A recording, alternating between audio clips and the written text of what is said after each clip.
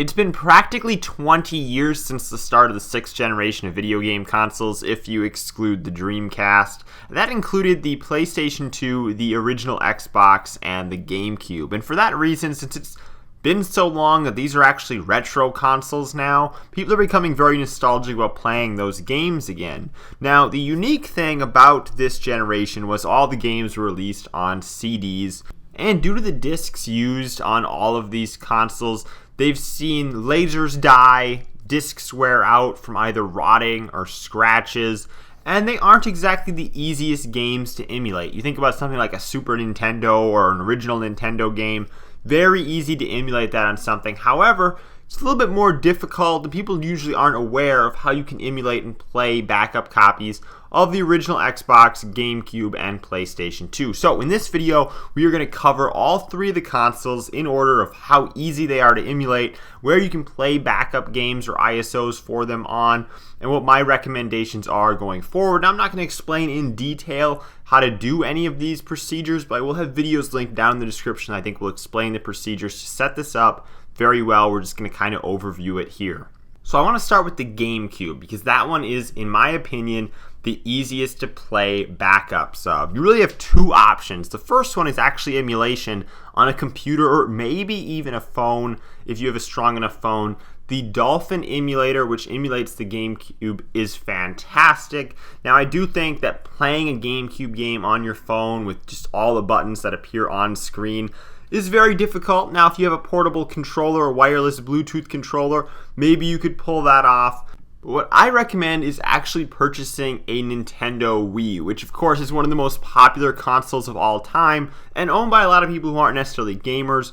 Because of that, the Wii is extremely cheap to purchase, around $20. And of course, you want to get one of the models that has the GameCube controller slots on the side so that you can actually use real GameCube controllers on the Wii. And if you don't have any GameCube controllers, of course, you can buy them used or even buy new ones these days as they continue to be remanufactured for Super Smash Bros.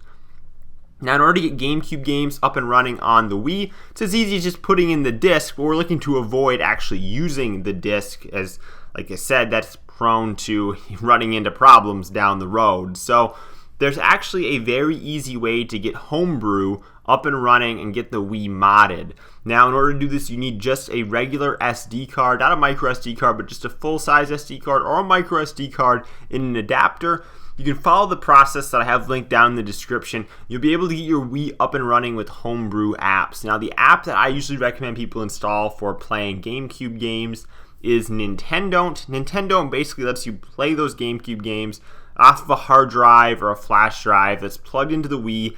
You have full support of the original GameCube controller that's actually plugged into the system, as well as supporting the Wii Pro controller that plugs into the Wii controller, so you have a full-size controller that way as well. So that's another way you can go about it. And then, of course, for the memory cards, you're actually able to emulate them on Nintendo, so the memory card will actually store a virtual one on your hard drive or flash drive. So if most of the games that you want to play are available on the GameCube, maybe they're multi-platform games and they're released on the GameCube as well, I would just stop right here. But let's say you want to play things like Grand Theft Auto that are maybe only on the original Xbox or the PlayStation 2 or some exclusives. The original Xbox is your next best option. Now, the original Xbox can be soft-modded as well, but you need a lot more things in order to get it up and running. First, you need a copy of Splinter Cell or another similar game that can be exploited, but Splinter Cell is by far the easiest to get your hands on and the most commonly shown, which will be the one that will be used in the video that I have linked down in the description. So you need that game for the exploit. Then you need a USB adapter for the original Xbox. You can purchase this on Amazon. It basically plugs into the controller port of the Xbox and allows you to plug in a USB stick. However, the different USB sticks you can use are kind of picky. From there, the original Xbox only has an internal 8GB hard drive, and you can't just simply plug in a USB stick or a hard drive like you can on the Wii via USB so that you can add additional storage to the original Xbox. You actually need to add the additional storage on the inside of the original Xbox, which means basically a process of cloning that 8GB drive, copying its files over to a larger drive. I typically use 320 gigabytes, and then from there you can add even more games. If you don't want to go through that hassle, of course, you can use the 8 GB drive. It's just most original Xbox games are 1 to 4 gigabytes. So you're looking at getting, maybe only 1 or 2 games on that original hard drive. Plus the original hard drive, is from the early 2000s. It's probably on its last leg as it is. So how well is it going to be able to perform in keeping up with reading these games and playing them digitally?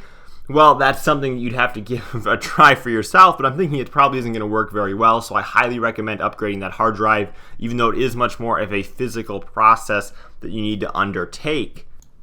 I think the last thing worth mentioning is that copying games to the original Xbox isn't just as easy as plugging in a USB drive and bringing the games over to your Xbox. You actually need to FTP the games to your drive, so you need to plug an internet cable from your router into your system and then basically push the games from your computer to your router into your system and FTP them that way. So it's a little bit more complicated to copy things over, a little bit more complicated to mod in general than the GameCube, but is even easier than the PlayStation 2, which we'll get into now. I've explained in the past, I don't think owning original PlayStation 2 hardware is, in my opinion, worthwhile, and a lot of people disagree with me about that, but I think that's all right. The original PlayStation 3 model, the earliest one that came out, can actually play PlayStation 2 discs. It actually has the chips in it. Those systems are very expensive. However, other PlayStation 3s, like my PlayStation 3 Slim, when modded, can play PlayStation 2 games as well, using a software called Mana Guns, and there are other ones that can, I believe, as well, but Mana Guns is typically the one that I will use. Now, modding the PlayStation 3 is actually pretty easy. However, it's going to make it be almost impossible for you to play online going forward, as your system and your account are almost certainly going to get banned if you do so. But all you really need is some files on a USB stick. You can get your PlayStation 3 modded using a web exploit. Now, of course, this is dependent on what firmware you're on, so you're going to want to pay close attention to that. If you haven't played your PS3 in a while, odds are it isn't as up to date as it could be. You'll probably be able to get in just fine. Of course, I think that Sony's really slowing down on updating the PlayStation 3, so it's quite possible that by the time you see this video, the current PlayStation 3 firmware, which could end up being the last PlayStation 3 firmware, has been exploited as well. So playing PlayStation 2 games on a PlayStation 3 is not the ideal scenario, simply because it's emulating the PlayStation 2 on the PlayStation 3. It's not running via the original hardware like the GameCube games are running on the Wii. And because of that, the performance isn't always going to be the best. Some games are definitely going to work better than others. So I highly recommend, if you can, get the game on the original Xbox or GameCube via those options instead. Now, of course, there's a few options with the PlayStation 2, is to download an emulator. There are emulators for the PlayStation 2, even available on Android on your computer. It's going to take a pretty good computer in order to be able to run the games, and because of that, it's not for everybody. It's more realistic to emulate a PlayStation 2 game on your computer than an original Xbox game, but regardless, the GameCube's going to give you the best performance on a computer. And then, of course, the last way you can emulate PlayStation 2 games isn't really actually through emulation. It's through a hard drive attachment to a fat PlayStation 2.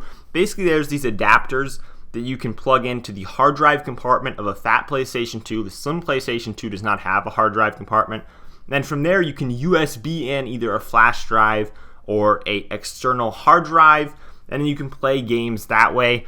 I've done this. I think this works better than playing them on the PlayStation 3. However, you do run into some issues sometimes with like cutscenes. The actual gameplay itself, I think, is pretty good. So again, I have to give it to the GameCube. That is the best system from the 6th generation. If you want to emulate it, even play it on your phone, or get up and running on your home setup with your Wii pretty easily. So I recommend that. Xbox isn't a bad option either if you want to get into a little bit more tinkering. And the PlayStation 2, honestly, I just really can't recommend. There were a lot of great PlayStation 2 exclusives. Most of them are ported to the PS3, and I really recommend playing them that way instead if you can get your hands on them. Thank you guys for watching. I'm Bailey, and I will see you in the next video.